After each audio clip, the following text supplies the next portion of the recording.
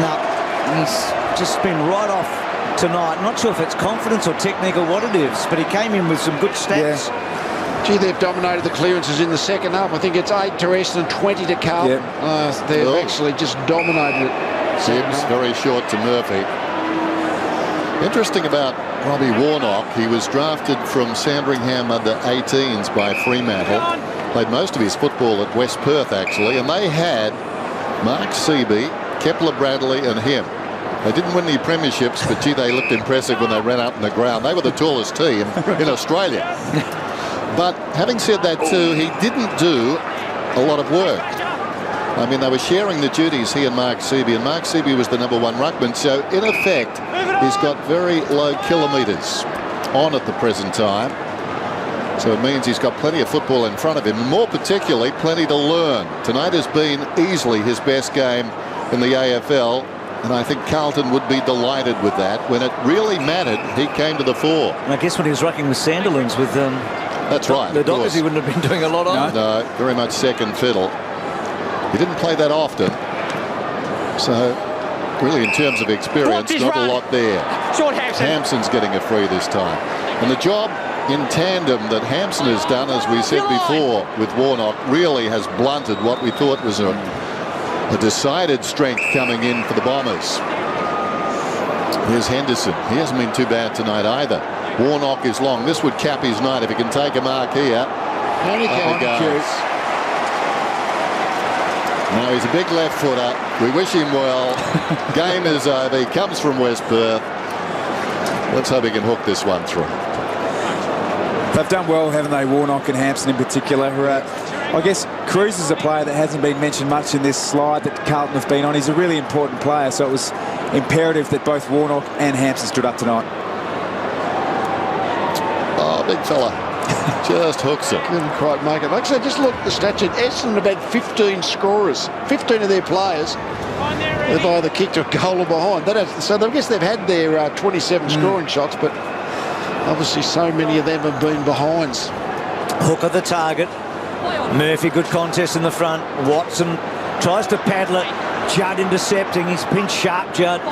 Reamers down low. And that one I think was meant for Prisma, but Watson took it but had it taken from him. And then Murphy, Carazzo, and that one back to Dempsey.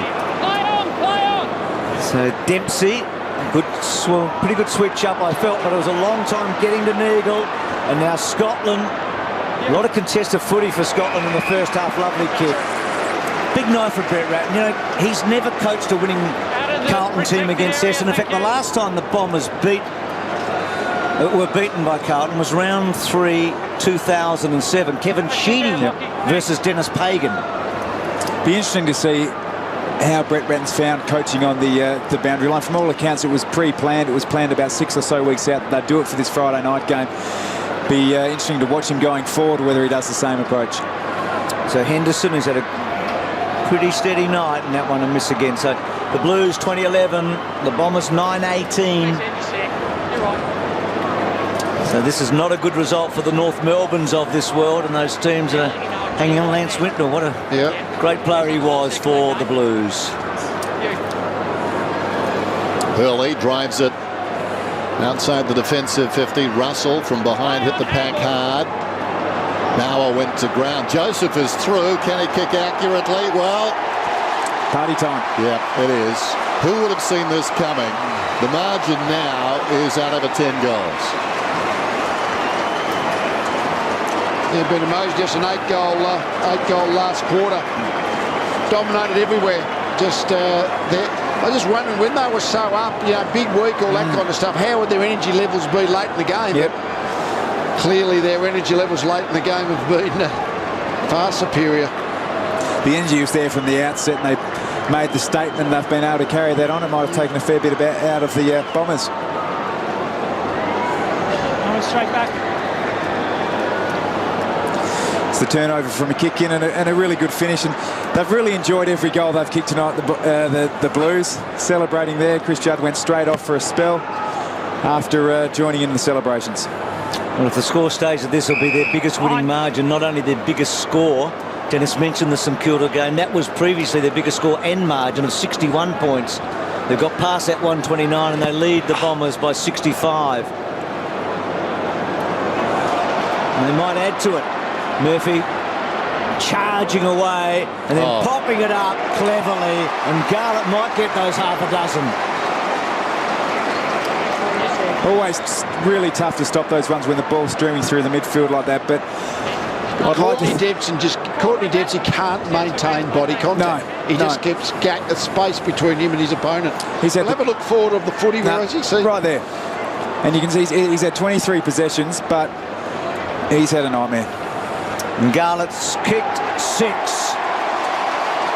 First time more than 4 in a match. 6 for Jeff Garlett.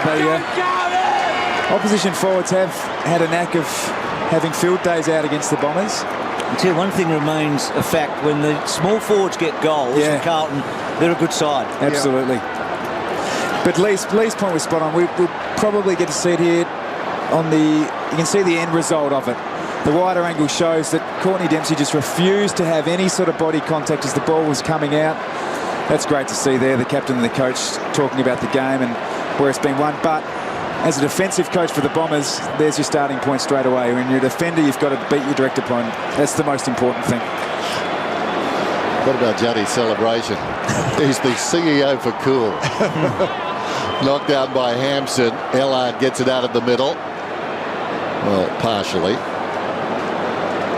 And they rumble after it. And the umpire will call for it. Remarkable. 71 points. Sorry, Dan. It'll be really interesting to see how this young Carlton side does respond to such a strong win that they've had tonight. They've got the weekend to celebrate, I guess, but they've got a front up next week. Good performances too from Greg. There he is, number 16, offering a shepherd as Murphy breaks away. Murphy down inside the 50. Henderson. Some of the lesser lights have been very good. Henderson coming up to his 17th possession. Griggs had 27. This ball down towards full forward, getting on the end of it. Bauer. Well, he's a long way from home, Bauer. They're in raptures. 10-goal last quarter. That's a big one, isn't it? How many goal kickers, Bruce? They've had 12, and this will be the 13th. There's the CEO of Cool. A little fist bump. Flash some pearly whites. He's got to show us a little more than that. Bauer comes in and kicks the goal.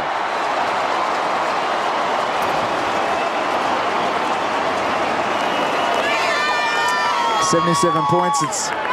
I can't believe I said that Essendon were a chance at half-time. Well, they were a chance at half-time. They were a chance halfway through the third quarter, but pretty much in this last 40 minutes of football, it's just been, effectively 12 goals to 1. Yep. And just weight of entries. I think we saw it at the start of the last quarter. They had the first, they being Carlton, had the first of 5 centre clearance. That's really good to see. Brett Ratton's been under the pump. Just talking about it there with... everyone's pretty happy down at Carlton at the moment, aren't they? I think it's past the pressure parcel to the other coach. Yeah. And there it is, right there. It's the first time they kicked 10 goals in a quarter since 2000, the Blues. And they've done that in the last here. Oh! It was worth it!